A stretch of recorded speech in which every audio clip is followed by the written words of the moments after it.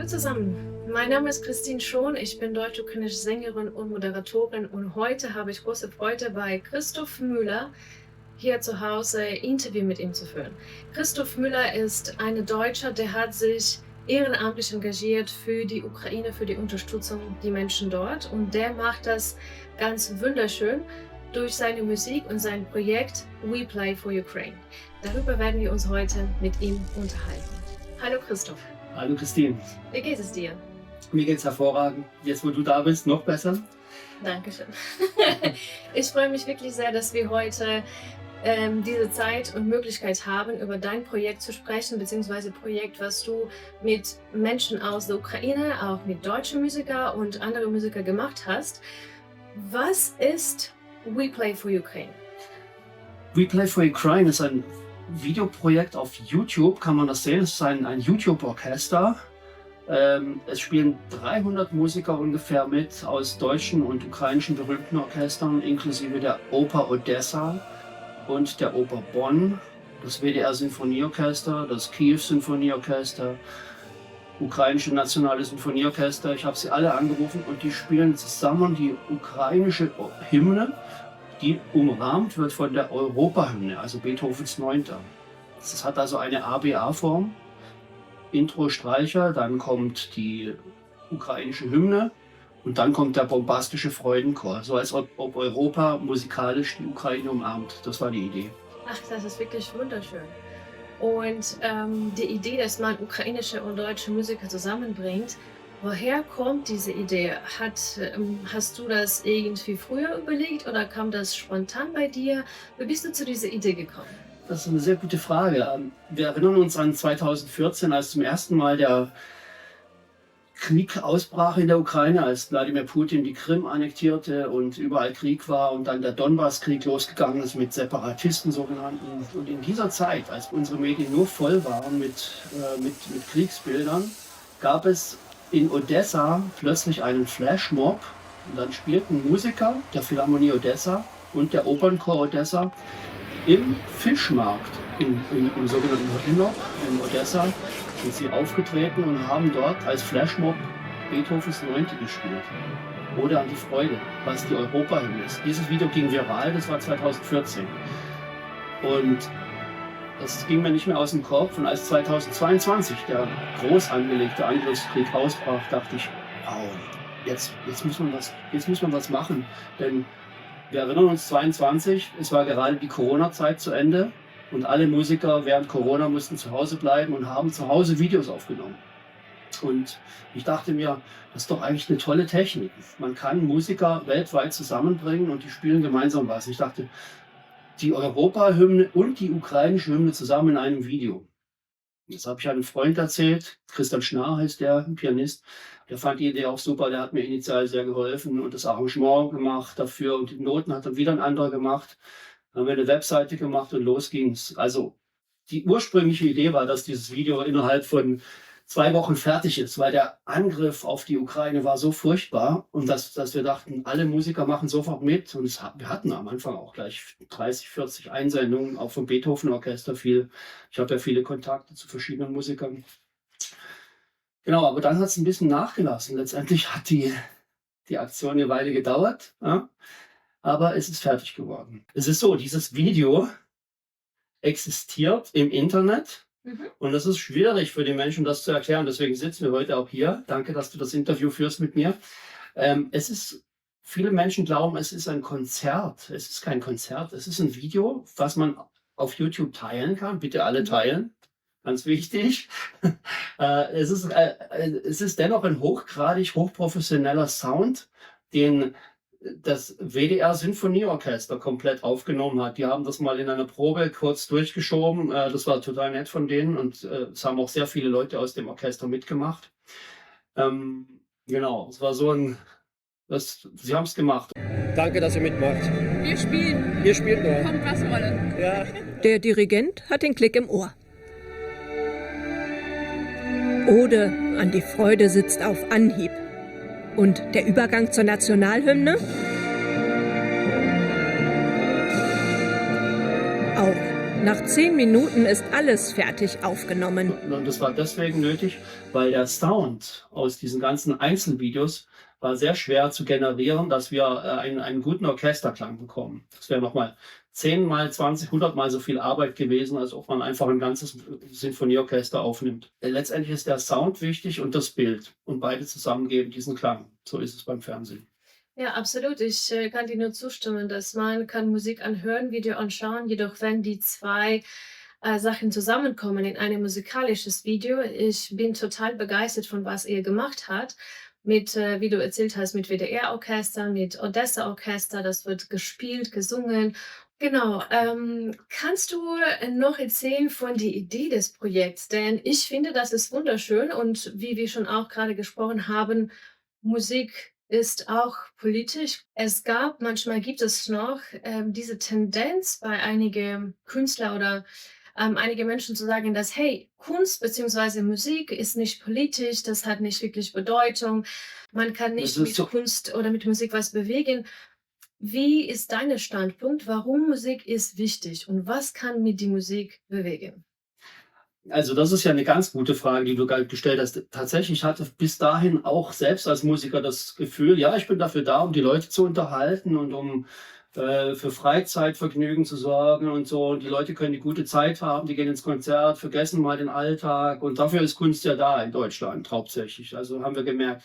Aber im Laufe dieses Projektes und jetzt bis heute noch mehr, noch viel mehr denn je, ist mir klar geworden, dass Kunst, Kultur, Musik ein Teil der Identität eines Volkes ist.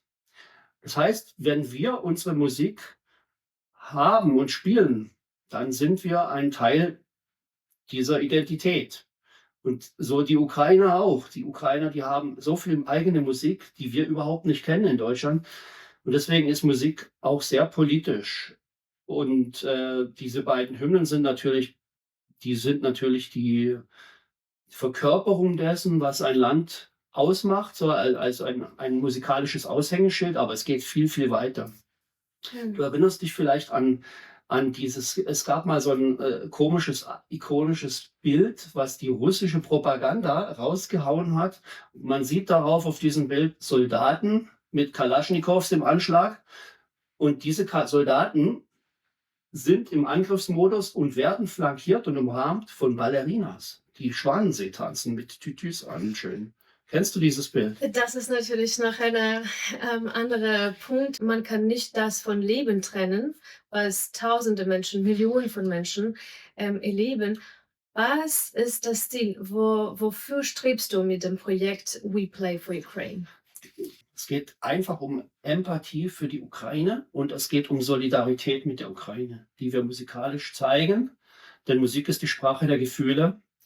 Und es geht auch darum, dass wir wirklich zeigen, dass die Ukraine ein Teil Europas ist und dass die Ukraine für Europa existenziell wichtig ist. Also nicht nur Europa ist für die Ukraine wichtig, sondern auch die Ukraine ist für Europa existenziell wichtig.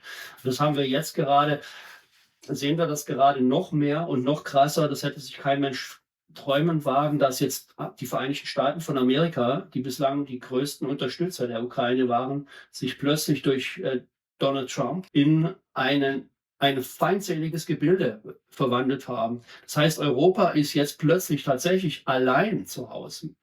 Und Europa würde gut daran tun, die Ukraine nicht nur besser zu unterstützen, sondern maximal zu unterstützen mit allem, was es überhaupt gibt. Denn es geht um unser Überleben. Und die Ukrainer haben bewiesen seit 3 Jahren jetzt oder seit 11 Jahren, dass sie nicht bereit sind, die russische Dominanz und Schreckensherrschaft zu akzeptieren, sondern sie wollen ihre eigene Identität durchsetzen und behalten, einfach haben. Sie sind ein friedliches Volk, sie haben nie jemanden angegriffen und es geht darum, dass die Ukraine überlebt, aber auch, dass wir als freie Demokratien in Europa überleben. Und es geht auch nicht nur um Europa, sondern es geht um alle Demokratien auf der ganzen Welt. Absolut. So kann eigentlich dieses Video wirklich zum Symbol werden für Freiheit, für Demokratie, für Freiheit, für Menschenrechte, für Würde. All das, was Ludwig van Beethoven mit seiner Ode an die Freude auch musikalisch verkörpert hat. Und in Beethoven wird immer auch sehr viel reininterpretiert. Gerade wir hier in Bonn sind ja die Beethovenstadt, weil er hier geboren ist. Und Beethoven hat damals zu seiner Zeit auch schon gegen Napoleon gewettert und hat gejubelt, als endlich Napoleon besiegt war, und hat dann da tolle Musik geschrieben darüber. Ja, also deswegen, um Freiheit geht es. Ich freue mich sehr, dass du hast dieses Verständnis, wofür kämpft die Ukraine, dass die kämpft nicht nur für eigenes Land, für eigene Werte, aber auch für die ganze Europa. Und das ist wichtig für uns alle demokratische Menschen, zu unterstützen, uns selber letztendlich, weil das geht um unsere Freiheit, um unsere Demokratie. Und wir hoffen, dass dieser friedliches Himmel wird auch bald in der Ukraine sein und dann auch dauerhaft in der ganzen Europa. Was wünschst was